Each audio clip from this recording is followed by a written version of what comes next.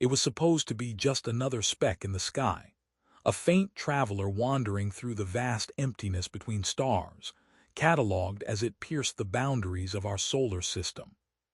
3I Atlas, named by the same system that had identified countless objects before it, didn't initially raise any alarms, but the more we looked, the less it made sense. It moved too fast. It glowed too brightly. And worst of all, it refused to behave like anything we've seen before. Then came the moment everything changed. The James Webb Space Telescope locked its instruments onto the object, and what it revealed wasn't just unsettling, it was impossible. The data suggested that 3I Atlas isn't a comet, not in composition, not in structure, and certainly not in intent. Because what it's doing now shouldn't be happening, and what it's headed towards may not be random. It may be us. If you want to follow more updates on this, subscribe to the channel for the latest analyses and footage. When 3I Atlas was first observed in early July, astronomers noticed it had a hyperbolic orbit, a classic sign that it wasn't native to our solar system. That alone was exciting. Objects like Oumuamua and Borisov had captured the world's imagination in the past, entering and exiting our solar system with barely any time to study them. But 3I Atlas was different. It wasn't merely cutting across space. It was descending into our system, and its path was shockingly aligned with the ecliptic plane, the very flat disk where the planets orbit the sun. That detail triggered immediate suspicion among scientists. Interstellar objects shouldn't follow such an orderly route. They're supposed to arrive at wild, arbitrary angles, not glide effortlessly through the very zone where life on Earth was born. The probability of such an alignment by chance is vanishingly small. It's like throwing a dart across the galaxy and hitting the bull's on a moving target. Was this object just lucky, or was it aiming? But that wasn't the only anomaly. As 3I Atlas approached, it began to exhibit course corrections, tiny shifts in trajectory that defied expectations for an inert natural object. It would slow, then speed up. Its orientation subtly changed as if it were adjusting, as if it were scanning. The scientific community braced for impact. Metaphorically speaking, no one was ready to declare it artificial. Not yet. But the data whispered something uncomfortable. This object wasn't drifting blindly. It was arriving with purpose. When James Webb locked onto 3I Atlas, expectations were clear. It would behave like a comet, emit water vapor as it warmed, shed dust as it approached the sun. Instead, it did something else entirely. Webb's infrared instruments peeled back the haze of particles surrounding the object and found nothing familiar.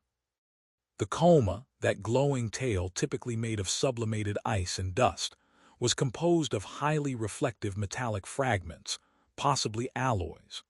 Some readings even suggested compounds that shouldn't exist outside of controlled laboratory environments, materials forged not by nature, but by engineering. More alarming still, the heat signature of 3I Atlas was uniform. It wasn't radiating in the erratic, uneven way natural bodies do. Instead, it emitted thermal readings consistent with active thermal regulation. It's as if the object was cooling itself.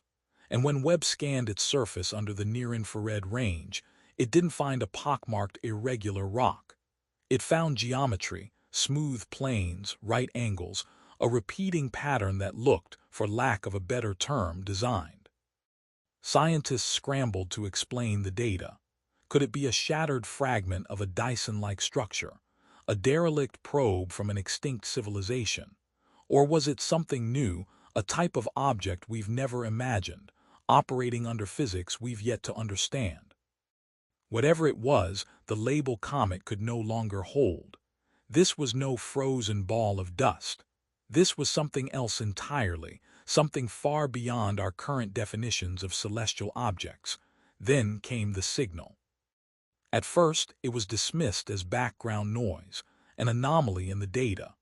But as more observatories pointed their radio telescopes toward 3I Atlas, the same pattern began to emerge. A low-frequency pulse repeating at irregular intervals. It didn't match any known cosmic sources, not pulsars, not quasars, not magnetars. Instead, it seemed localized, tied to the object itself. And then something stranger happened. The pulse began to change depending on who was listening. Ground stations in South America, Europe, and Asia all reported slightly different sequences, as if the object was not just emitting a signal, but responding. One set of readings even matched frequencies used in deep space telemetry, the kind we use to communicate with our own probes. Analysts fed the data into AI interpretation models, and what came back was cryptic bursts of structured logic that hinted at syntax, structure, intent. It was as if the object wasn't just speaking, but adapting its language, probing our machines, learning our patterns, modifying itself in real time. The Webb team then made the decision to halt public updates, triggering a wave of speculation that hasn't stopped since. Because if the object is emitting a signal and that signal is targeted, who is it targeting? As the scientific world struggled to keep pace with the revelations, the institutions responsible for safeguarding public information went dark. NASA scrubbed several public entries from its small-body database, including earlier orbital simulations. ESA issued a cryptic statement suggesting 3I Atlas posed no immediate threat, but avoided any mention of the Webb findings. FOIA requests filed by journalists were met with silence or heavily redacted responses. And then came the leaks. An internal NASA memo hinted that the object had been tracked longer than previously disclosed, perhaps even before its official discovery. Webb may not have been the first to observe it, just the first to reveal the truth. Insiders claimed that U.S. Space Command had classified parts of the data, citing national security interest. But what could possibly make a comet a matter of security? Unless it wasn't a comet. Unless what they found was so far outside our current understanding that releasing the truth would collapse the public's sense of stability. If 3I Atlas is artificial, then someone or something made it. And if it's here now, the question is no longer what is it, it's why now. As more data from 3I Atlas was quietly disseminated among a handful of academic institutions, one particular research group began to analyze the frequency modulation patterns in the signal, not from an astronomical standpoint, but a neurological one. Their findings were nothing short of disturbing. According to their internal report, portions of the signal resonate within the human alpha and theta brainwave ranges, frequencies associated with cognitive relaxation, intuition, and even dream states. It appeared inexplicably that the signal was not just broadcasting in the electromagnetic spectrum, but tuned to interact with the very biology of human thought. Some researchers began to speculate that the object may be deploying what they called a psychological imprint, not to communicate in the traditional sense, but to plant patterns of thought, seeds of concepts, abstract impressions, a kind of remote suggestion mechanism operating on a planetary scale. This could explain the reported surge of shared dreams among those working directly with the data, some of whom described vivid visions of impossible structures and landscapes made of light. Were these coincidences or a response? Was the signal just meant to inform or to transform? Meanwhile, a small team of engineers and data scientists at a private observatory in New Zealand made the decision to do something no government agency dared attempt. They responded using a focused array of high-gain antennas. They beamed back a simple binary sequence, prime numbers, followed by a Fibonacci chain, the most basic attempt at interstellar contact. What happened next was never officially confirmed, but satellite logs from nearby facilities showed that minutes after the transmission, the signal from 3I Atlas inverted its modulation. It didn't repeat its prior sequence. It changed. Some described it as a handshake, others as a warning, but most agree. The object registered our reply. Whether that reply was welcomed remains unclear. The team went silent shortly afterward. Their servers were seized under emergency telecommunications orders. Their lead engineer posted a single cryptic message before deleting all their accounts. We weren't supposed to answer. As the mystery deepened, a surprising source emerged.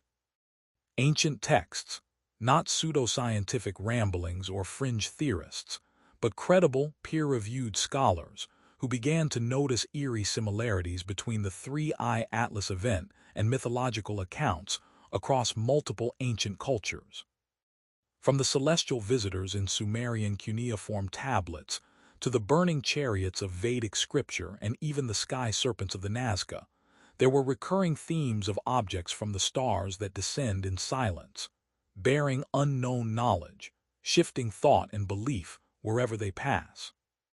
One comparative linguist noted that the number 3 encoded in the designation 3i features prominently in numerous sky god mythologies, often associated with judgment, change, or destruction. Coincidence? Or had we encountered this before and simply forgotten? Could 3i Atlas be a returning cycle, something humanity has faced and forgotten over and over again?